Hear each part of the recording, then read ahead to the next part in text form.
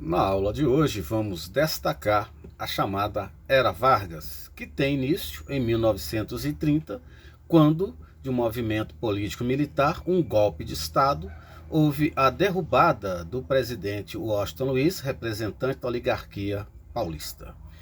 Durante esta fase, entre 1894 a 1930, os principais representantes, os principais presidentes do Brasil eram representantes das duas principais oligarquias, São Paulo e Minas Gerais, dentro do contexto da chamada política do café com leite.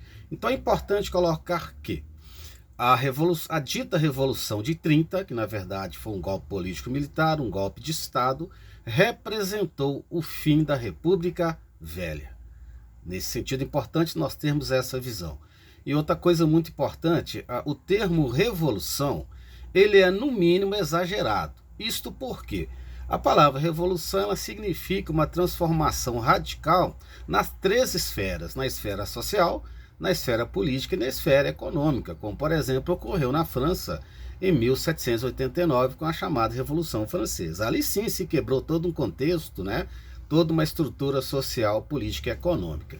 Aqui no Brasil, em 1930, quando ocorreu a deposição do presidente Washington Luiz, deposição essa, né, capitaneada por Getúlio Vargas, esse processo, na verdade, não trouxe nenhuma mudança nesse sentido.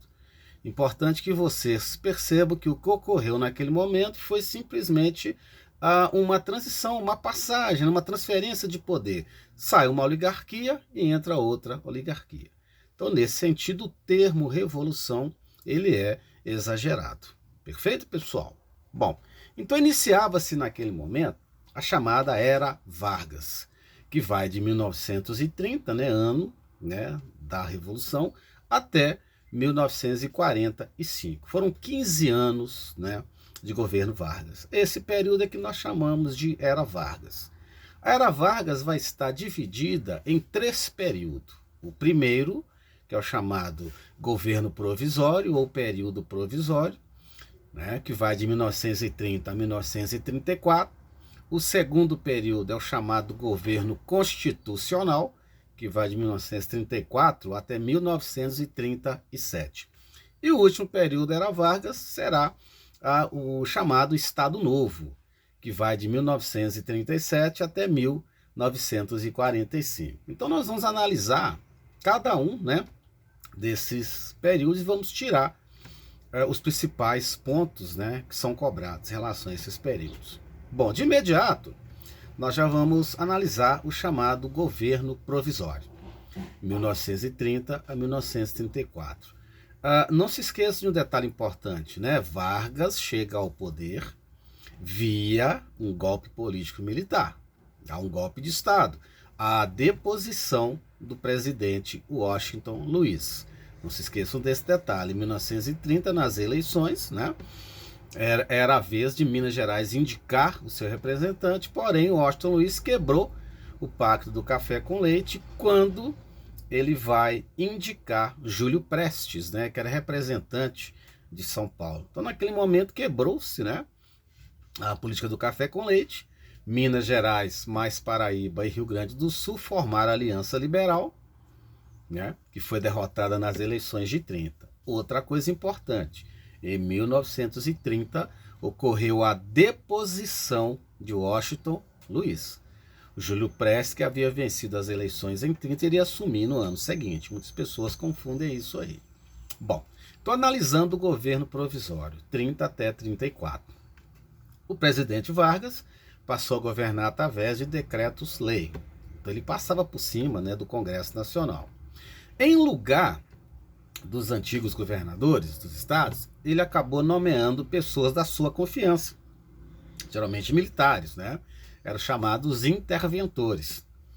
Por exemplo, em São Paulo, ele acabou nomeando um interventor que acabou gerando uma revolta naquele estado. Nós vamos já analisar esse processo que ocorreu em São Paulo. Os sindicatos passaram a estar atrelados ao governo, ou seja, os sindicatos passaram a ser controlados, né, pelo governo. Daqui a pouco eu vou mostrar para vocês que isso constituiu uma das faces do fascismo aqui no Brasil. Criação do Ministério do Trabalho, Indústria e Comércio. Criação de leis trabalhistas, né? 8 horas diárias, salário mínimo, aposentadoria, férias, estabilidade. Um ponto muito importante, ao longo da República Velha, entre 1889 até 1930, é importante que vocês percebam que as relações de trabalho no Brasil eram muito conflituosas. Isso por quê? Não havia legislação trabalhista no país, trabalhava-se até 14 horas por dia, não haviam leis que regulamentassem as relações de trabalho aqui no Brasil. E outro ponto primordial é pensar que no Brasil, até 1930, de acordo com a ótica do governo, a questão social era caso de polícia. O Washington Luiz ficou célebre em utilizar essa frase, né? A questão social era caso de polícia. Então não havia uma preocupação do governo com as questões sociais, com as questões trabalhistas, né? Vargas, ao assumir o poder em 30, já começa a trabalhar com essa visão. Mas não porque ele tinha uma tendência, vamos dizer, socialista e ou comunista, né? Na verdade, ele queria era ter o controle